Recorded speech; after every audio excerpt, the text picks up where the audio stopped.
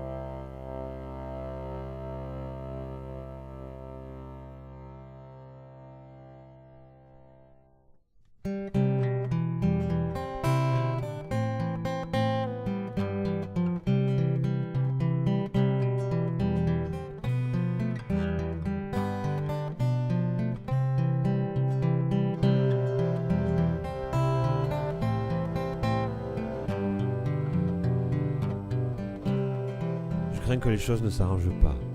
Les gens bataillent à vivre. Des fois ils en parlent à la télé. Il y a bien de partout des petits tout. Ça évolue bien, mais pas toujours dans le bon sens. Il faisait voir hier un reportage à la télé, là-bas dans un pays en Afrique. Je ne sais pas comment on l'appelle. Une guerre civile de tous les diables. Tu vois des gosses, des petits tout. Ils sont estropiés, qui ne sont pas soignés. Ils vont dormir dans les bois pour se cacher. Ils sont mitraillés dans tous les coins. Moi je ne pense que ça ne devrait pas exister. Je ne sais pas si c'est vrai. Moi je le vois à la télé. Ça rend les gens malheureux, ça. Moi je dis que c'est honteux. Et ça vient de qui, ça? Des États, pas mieux. C'est pas les gros qui souffrent, c'est toujours les petits tout. C'est une bande de croyats. Ça fait peur. Ça doit être dur chez eux. Venir de leur pays à ici, à cause de la guerre civile ou de la sécheresse. Il y a bien de la misère de partout. Ils viennent pas de leur bon gré, je crois pas. C'est vilain tout ça. Si tu es poursuivi, toi, tu iras bien là où tu pourras. S'il faut toujours se cacher, tu t'imagines, toi, il te faudra aller dans un autre pays et pas comprendre la langue, et pas avoir de sous, et faire quoi, manger quoi? C'est dur ça, oh, ça ne devrait pas exister. Si toi tu es bien dans ton pays, tu ne viendras pas ici. Encore ici en France on se plaint. Mais on n'est pas poursuivi à coups de canon, il n'y a pas la guerre. Les gens sont quand même bien. Depuis la guerre de 39-40, il faut bien dire la vérité, on n'est pas trop mal.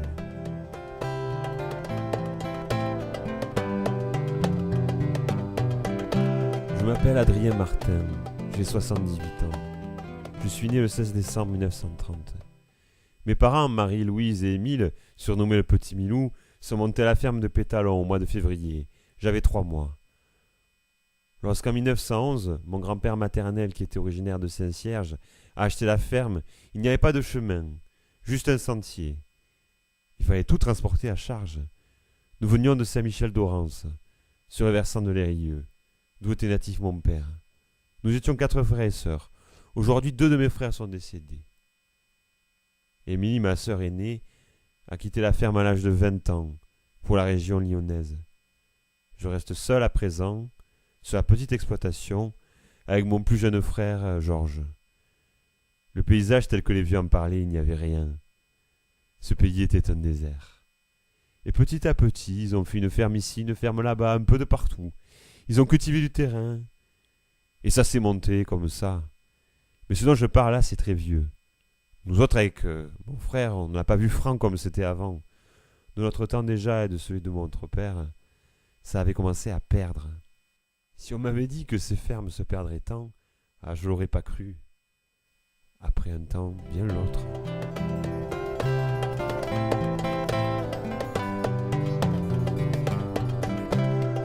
Quand toi tu seras de mon âge, ça ressemblera plus à rien. Après ces 4 vieux comme nous autres, quand on n'y sera plus, eh bien rappelle-toi ce que je te dis. Pour revenir ici, tu en seras incapable. Il n'y aura rien, plus rien. Il n'y aura plus que de la brousse. Quelques touristes l'été peut-être, mais ils ne pourront pas l'entretenir comme on l'a fait. Après nous autres, c'est perdu. Ça va changer de patron. Ici, c'est un retard d'un siècle. Et pourtant, ce qu'on a fait, ça s'est toujours fait depuis que le monde existe. Couper du foin à la daille, charrier ça au dos, à trousse, ou avec un cheval, ou avec les bœufs. Mais j'en ai passé d'effets sur mon dos et ça ne date pas de 1000 ans. Maintenant, c'est pas devenu bon pour nous, c'est devenu bourru. Depuis qu'on est né, on trapise ça et puis on se fait vieux. Quand tu arrives à 78 ans, c'est bien le moment de s'arrêter. Faut vivre un peu. Maintenant, moi, je suis foutu, je ne vais pas faire de bonnes affaires. Ça ne serait pas rien de se faire vieux. Celui-là qui irait à peu près, mais pour porter des faits, avec mes reins qui me font mal. Tant c'est difficile. Il ne faudrait pas s'arrêter dans un cercueil. C'est pas le moment. Georges, il ne veut que travailler. Moi, j'en ai marre. Cette année, pour faire les foins, on s'est pas arrêté un dimanche, 7/7, depuis le mois de juin et on est en septembre. En général, le 20 août, c'est fini. C'est rare d'en couper de foin tard. Il faut dire qu'il a plu de mai à août. On a fait 6 meules, 20 tonnes. Oh oui, tous les greniers sont pleins. C'est pas pour nous vanter ni rien. Et ce qu'on a fait, personne à notre âge ne l'aurait fait. Dans notre époque, à la tienne, ça en fait 2. Tu le comprends bien. Il n'y avait pas d'aide nulle part, rien. Les gens maintenant reçoivent des aides. Mais il le faut bien, moi je ne suis pas contre du tout. Nous autres, on n'a jamais touché une allocation.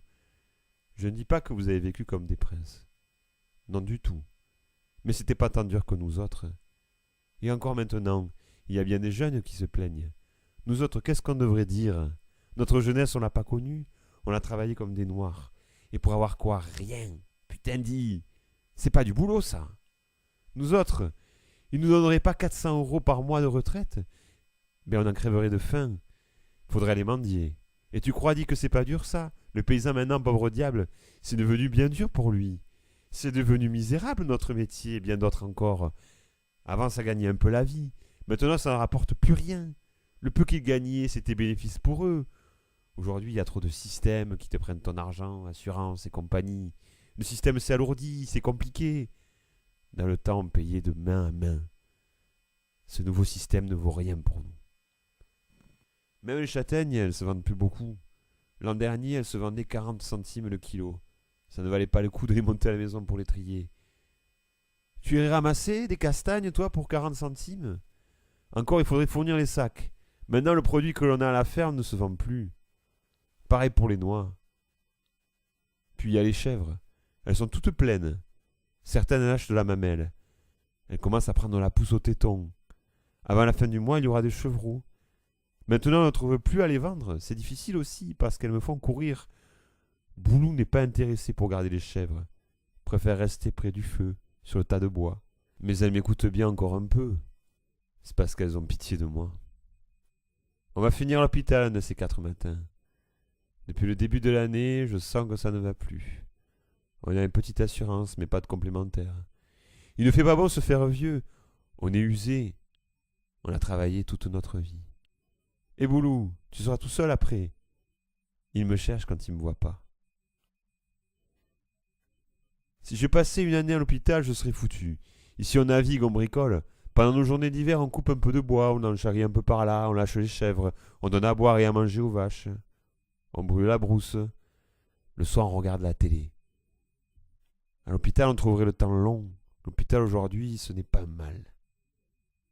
Mais tu es bien tant que tu es chez toi, tant que ça va bien. Tant que je marcherai, je n'irai pas à l'hôpital. La sœur qui venait faire des piqûres à ma mère nous disait « Ah, même si vous n'êtes pas si bien que chez vous, vous y êtes toujours mieux qu'à l'hôpital. » J'ai pas ramassé de femme. Mais je ne regrette pas, quand même. Je suis bien comme je suis. Elle ne m'a jamais fait cocu, elle ne m'a jamais quitté. Tu crois que c'est pas le bon choix? Je ne m'en repens pas. Oh, à se marier, il y a bien des choses à voir. Tout à coup, la femme part, ou tout à coup, l'homme. Il faut jamais regretter sa vie. Puis on n'avait pas toujours le choix de faire autre chose. On faisait ce que l'on avait. Après notre génération, il y a eu moins d'enfants dans les familles. Et ils n'ont plus la possibilité de bien se faire instruire. Maintenant, les gens voient plus facilement leurs enfants à l'école quand même. Les enfants d'ouvriers, ils peuvent avoir des bourses. Ils peuvent se faire instruire plus facilement qu'à notre époque. Et je sais bien que ça sert l'instruction des types comme nous qui n'avons pas été bien instruits. Que voulais-tu qu'on fasse à part ce que l'on a fait? Aujourd'hui, il y en a qui vont à l'école jusqu'à 20-30 ans. Et pourtant, ils ne retrouvent pas de travail. C'est bien un monde, mais quoi faire? Mais le gouvernement ne gère pas comme il faut. Il faut bien instruire la jeunesse. Mais si l'État ne donne pas de boulot, à quoi ça sert? Ah, maintenant, il y en a des instruits. Mais pour les caser tous, il faut être malin. Hein, tu crois pas? Ils y ont bien bourré le crâne à un moment. Maintenant, c'est délicat. Les jeunes disent qu'ils veulent un emploi stable, avec de bons mois. Mais le patronat, ce n'est plus comme dans le temps. Ils n'embauchent plus définitivement. Ça n'existe plus, ça. Ils parlent de vieux.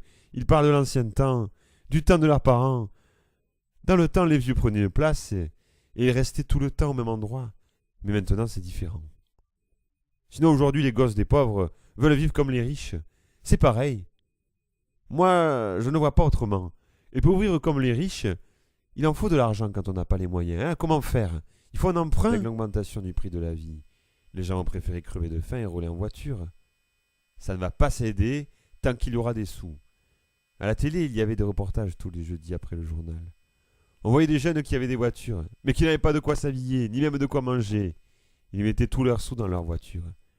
Ils ont abougri le monde et les gens. L'argent a fait évoluer les choses et a amené trop de bien-être. Les trains de vie ont changé. Que du plus jeune au plus vieux, les enfants aient tous des portables, ce n'est pas normal.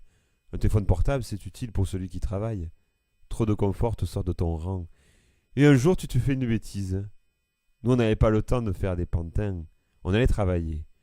Autrement, le trop d'argent, ça ne rend pas le monde bien comme il faut. Comme on dit, l'argent ne fait pas le bonheur. Des fois, tu fais une bonne affaire de ne pas écouter les parents. Et d'autres fois, tu en fais une mauvaise. Il y a tant de jeunes qui n'écoutent plus leurs parents. Ça ne va pas, ça. Il faut écouter son père et sa mère s'ils te donnent de bons conseils. La jeunesse est partie un peu à la dérive. Pas tous, mais bon nombre. Qu'est-ce qu'il faut faire? Oh, beaucoup n'ont pas été bien éduqués par les parents. Si tu soignes trop bien une bête, elle finit par te faire une bêtise. J'ai souvenir d'un homme qui disait que pour être bien éduqué, il fallait être éduqué à la dure. De nos jours, les enfants naissent avec une cuillère d'argent dans la bouche. Moi, je suis né avec une vieille cuillère en bois. Je ne pétais pas dans la soie en parlant poliment. L'absence de travail mène aussi les jeunes à la délinquance. Mais maintenant, quand tu vois ces jeunes qui font les gandins, ils ne savent pas quoi faire. Ils sont là pour tourner du matin au soir. Et ils sont plusieurs. Et allez, ils font des conneries. Ah, mais il faut remettre un peu d'ordre, sans trop les bousculer. Les progrès avançaient bien. Maintenant, ils reculent. Aujourd'hui, c'est trop extrême. Trop. À notre époque, c'est devenu trop bien. Et quand ça devient trop bien, tu verras qu'un jour, tout va reculer. Les choses évoluent trop vite. Moi, je dis que je connais rien. Je ne le souhaite pas. Mais il n'y aura pas que les jeunes. Il y en aura d'autres qui vont connaître la difficulté, vu comment ça évolue, vu le principe qui est utilisé.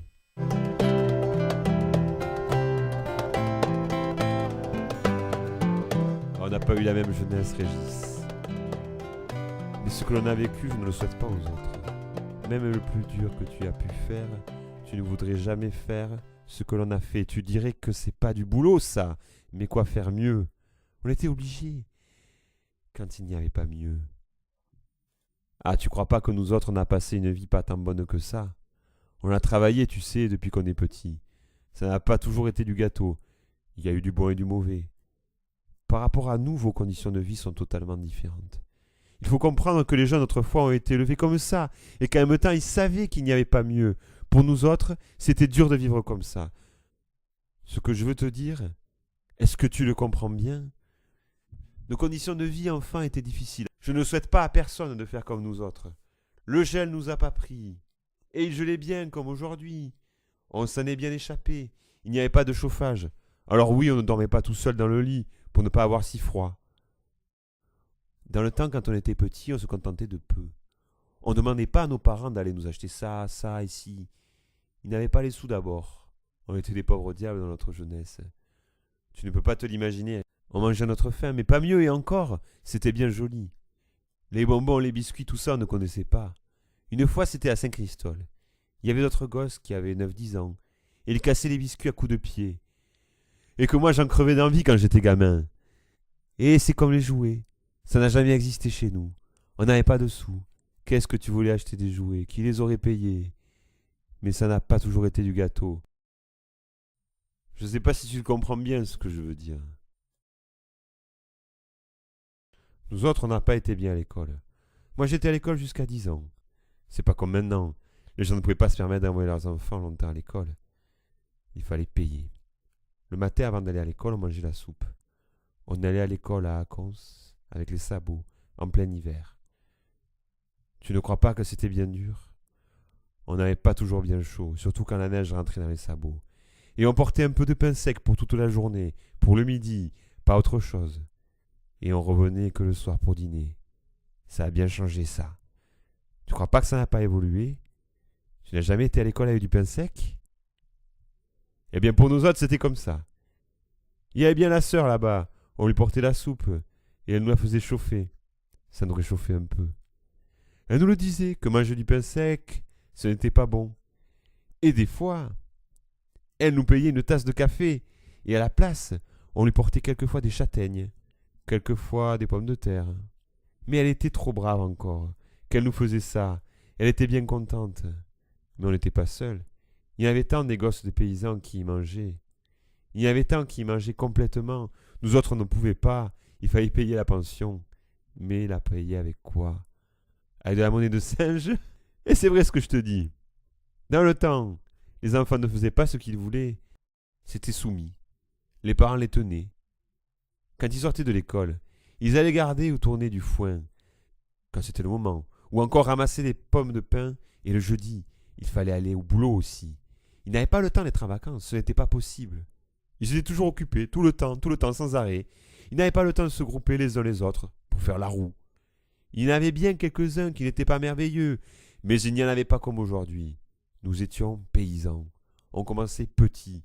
Ça s'apprenait comme ça, petit à petit, à 6-7 ans. Il fallait les faire manger. Moi, j'avais 9 ans quand j'ai été loué pour aller garder au Coudiol. J'étais pas trop mal, d'accord, je dis pas. Mais je n'étais pas bien vieux. C'est qu'on n'avait pas toujours bien chaud dehors. Putain dit, la jeunesse maintenant, c'est comme des rois, ils sont pomponnés. Et le matin, vers 7-8 heures, il fallait aller ramasser un panier de châtaignes. 7-10 kilos.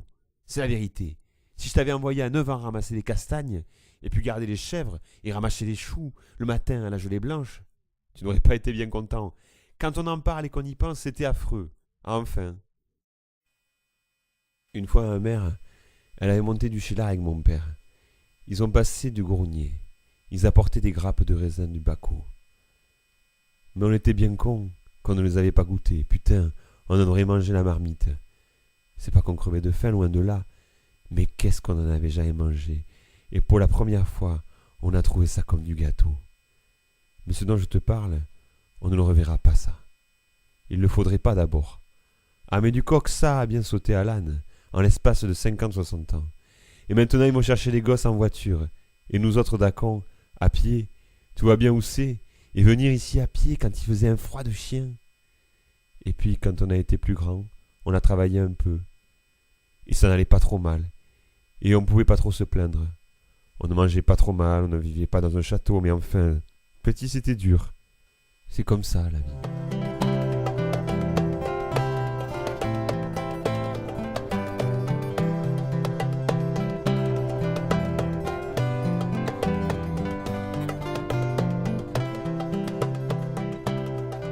Je vais pas te raconter ma vie, elle est pleine de trous.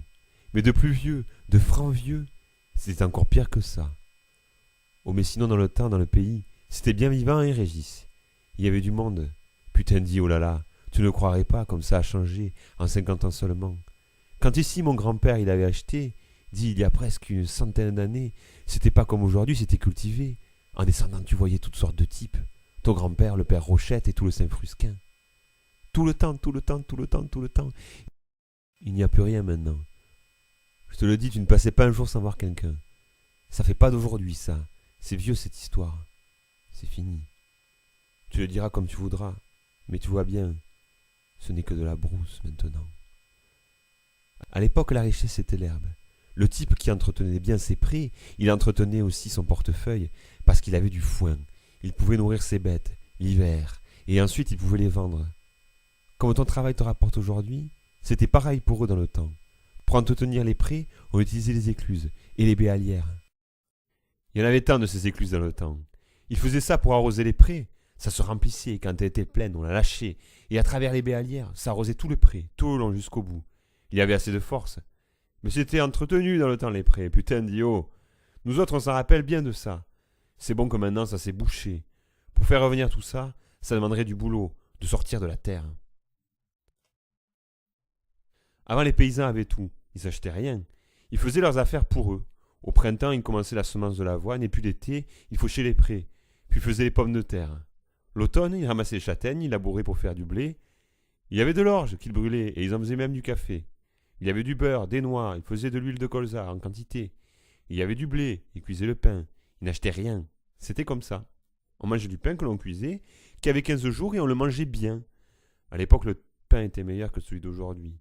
Ma mère, elle montait un pain de 2 kilos, et quand elle arrivait ici, elle nous en donnait un morceau chacun, et on mangeait ça, comme du biscuit.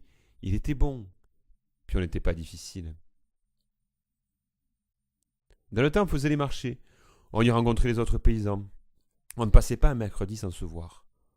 Au temps du jeune temps de mon père, sur le marché du Chélard, tous les 8 jours, les mercredis, il tombait 1000 balles de châtaignes. Ça valait le coup de les vendre. Il y a des types, des primeurs qui venaient de Saint-Étienne et qui en achetaient 200 ou 300 kilos dès que le marché était ouvert. Un autre qui venait de la Haute-Loire une fois, on lui en les portait. Putain, quand il les a vus, il a abandonné ses clients, il a mis la main dessus, il nous les a payés 5 francs à l'époque. C'est vieux ça. Et maintenant dit, quand tu vois qu'il te les paye 40 centimes, oh non, non, non, non. Il descendait au marché au printemps. Il portait des pleines caisses de chevreaux. Il vendait aussi des cochons et des agneaux. C'étaient des bûcheurs. Pour la plupart des paysans, la vie était difficile. Pas tous. Certains ne la vivaient pas trop mal. Mais dans les petites boutiques comme ici, nous autres et tant d'autres, c'était pas de rue.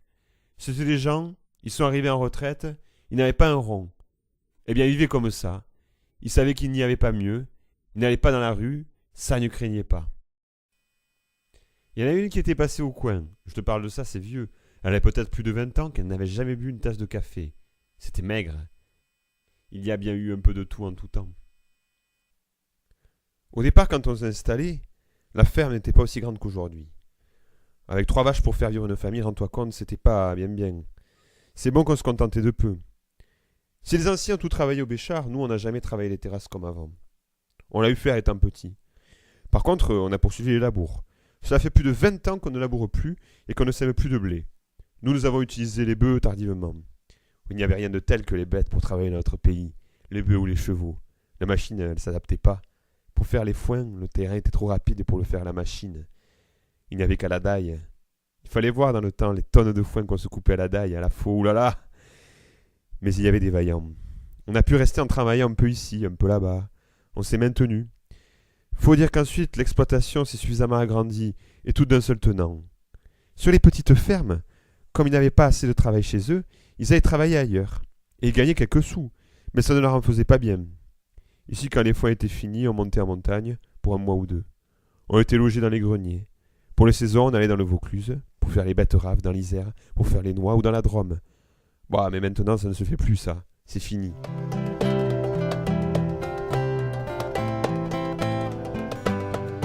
Mais la vie passe vite. Ces montagnes se sont toutes perdues. Je me souviens de l'époque où de la palisse au Chéla, il n'y avait que des prés, des pêchers. Il n'y avait pas un poil de construction, il n'y avait rien. Ça fait une 40aine d'années que ça se construit. peut-être un peu plus vieux. Ah oui, je m'en rappelle. Je n'aurais jamais cru à l'époque qu'il y ait tant de maisons. Mais qu'est-ce qu'il faut faire? C'est bon que d'une génération à l'autre, ça fait du monde. La construction et les usines ont fait travailler les gens et ont maintenu le pays. Le changement économique a commencé avec les vieux, avec la génération de ta grand-mère, dans la première moitié du XXe. À l'époque, ils vivaient maigrement. Le changement est venu petit à petit en l'espace de 30-40 ans. La jeunesse de ta mère, c'est déjà pas vilain. Ils touchaient déjà quelques sous, ça marchait. Dans le temps, les familles restaient à la campagne. Ouais, il y avait du monde. Les vieux s'arrêtaient, les jeunes reprenaient derrière. Mais ça ne permettait plus de vivre. Ça n'était plus rentable, les choses ne se vendaient pas bien. Ils ont été obligés d'abandonner. L'État n'a rien fait pour soutenir le paysan. Les fermes par ici se sont vidées quand ils ont commencé à attirer les gens à l'usine. Bon, il y a un moment déjà. Quand les paysans ont vu que travailler à l'usine, ça gagnait plus de sous que travailler la terre, ils ont fait leur choix. Tous sont partis en ville. Ils ont maintenu un peu la ferme, faisaient un petit coin de jardin. Ils sont allés à l'usine pour compléter un peu leurs revenus. À l'usine, quand même, ils avaient leur paye. À l'époque, tu demandais du boulot à l'usine, et 8 jours après, tu étais embauché. Il y avait beaucoup plus de travail que maintenant. Instruit ou pas instruit, tu avais toujours un boulot. Et tu étais payé raisonnablement. Tu étais mieux payé qu'aujourd'hui. On n'aurait pas touché la paye d'un cadre, je suis d'accord. Mais on aurait eu une paye. Il y a une cinquantaine d'années de ça, chez Chomara, les gens pouvaient se faire des mois énormes. Mon cousin faisait des tours d'horloge. Il n'y avait pas de machine moderne, et il fallait beaucoup de personnel. Bon, aujourd'hui, c'est différent. Il faut peu de personnel, et les machines travaillent seules. Et ça s'est déserté comme ça, tout doucement. Et il est venu un moment où ça a été la catastrophe. Les paysans ont commencé à disparaître. C'est comme ça que cela s'est fait. Il y a bien une cinquantaine d'années de ça. Tu vois, au Cheylard, les petites épiceries, les petits commerces, c'est tout parti. Personne ne les a remplacés, les vieux. Et bientôt, ce sera au tour des boulangeries, enfin. Mais je regrette rien de ce que j'ai fait, j'en suis même content. Les images que tu as pu faire de l'exploitation, elles sont éternelles. Je ne regrette pas de ne pas être descendu travailler à l'usine. Ça nous disait rien. Mais encore à l'époque, ça ne marchait pas trop mal, la terre. Enfin, celui qui travaillait, il arrive à gagner quelques sous. Nous autres, le travail de la terre nous plaisait. Quand quelque chose te plaît, tu le fais. C'était à nous, voir le terrain propre entretenu. Bien, ça nous plaisait. Mais si c'était à refaire, sachant que ça devienne tancroy, eh bien, on ne le referait pas. Aujourd'hui, on me donnerait du terrain. Oh, je n'en voudrais pas. Ça ne rapporte plus rien. Ça s'est tourné en bouillon de courge. Mais je ne regrette rien du tout. Tout ça, tu ne peux plus le revoir ni le changer. Le gros oiseau a mangé le petit. Le petit n'y a vu que du bleu. Les gens ont vendu pour un bout de pain. L'État a récupéré les terres et a planté des bois. C'est toujours les mêmes qui en profitent. Avec les Douglas, ils ont empoisonné le pays, c'est assombri. C'est comme les vieilles ruines. Ils ont tout emporté pour construire ailleurs. Les pierres de taille, tout. En vendant ces terres, le petit tout pensait faire une bonne affaire. Il s'est fait plumer. Les industriels voyaient tout venir. Pour équilibrer le gros et le petit, c'est difficile. Hein. Par ici, il y en a qui ont joué un rôle. Et qui ont roulé les gens dans la farine. Une fois, il y en avait un, il était à ta place et nous on était là. Et il nous disait « Mais je vous l'achète, votre propriété, je vous ferai monter une villa. » Il était malin. Nous autres, ça va qu'on exploitait la ferme. Oh, sinon, il y a longtemps qu'on aurait vendu. Il nous dit « Je vous paye du coup. » Mais moi, je ne lui ai pas répondu. Aujourd'hui, c'est le règne de l'argent. Celui qui en a écrase celui qui n'en a pas. La bouse a toujours mangé les petits tout. Au temps des seigneurs, il y a 300 ans, ma mère le disait bien, eh bien, ils ne payaient pas d'impôts. Faut bien le comprendre. Ils passaient dans les terres, et sur 3 herbes, ils en prenaient une pour eux, les seigneurs, enfin les gros richards. Tu arrachais un champ de patates, tu le mettais en sac, et ils en prenaient en fonction de ce qu'il y avait. Mais je ne l'ai pas vu ça, et ma mère, elle ne l'avait elle-même pas même vu. Ils sortaient avec leurs chiens, et ils allaient de partout, ils regardaient pas s'il y avait des récoltes, c'était eux les maîtres. Mais avec l'évolution qu'il y a aujourd'hui, à l'époque où on est, eh bien ça revient au temps des seigneurs. Regarde les chasseurs, ils lâchent des cochons qui se nourrissent dans notre jardin. Ils viennent chasser partout. Ici, nous autres, on n'a pas laissé nos droits. Tout à fait même chose, mais c'est un peu pareil. Un genre qui se rend de maître. Mais là, c'est des petits tout comme nous, qui se prennent pour des seigneurs. Ils n'ont rien et ils profitent du terrain des autres. L'an dernier, des gambécanes, ils étaient peut-être 5 ou 6, ils ont traversé les terres. C'était pas fauché. Il y en avait un qui disait « Mais on ne te l'emportera pas la terre. » Bon, mais quand même, c'est comme si moi j'allais au Coudiol passer dans ton champ. Là, je ne les ai pas revus.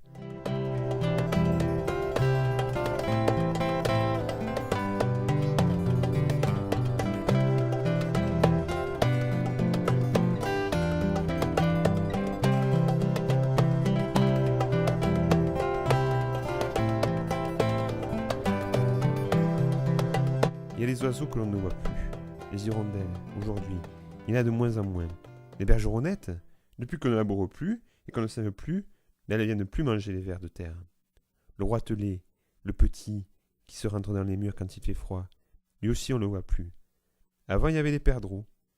Quand on a semé les blés à l'automne, il y avait des vols, parfois une dizaine de perdreaux. Les lièvres, ils allaient par les chemins, tu les voyais venir. Il y en avait du lièvre dans le temps. Bon, maintenant il n'y a plus rien. Dans l'hiver, ils venaient dans les champs, manger la semence, le blé, quand ils venaient en motte dans les prés. Il y a longtemps que je n'ai pas vu un lièvre par ici. Après un temps vient l'autre.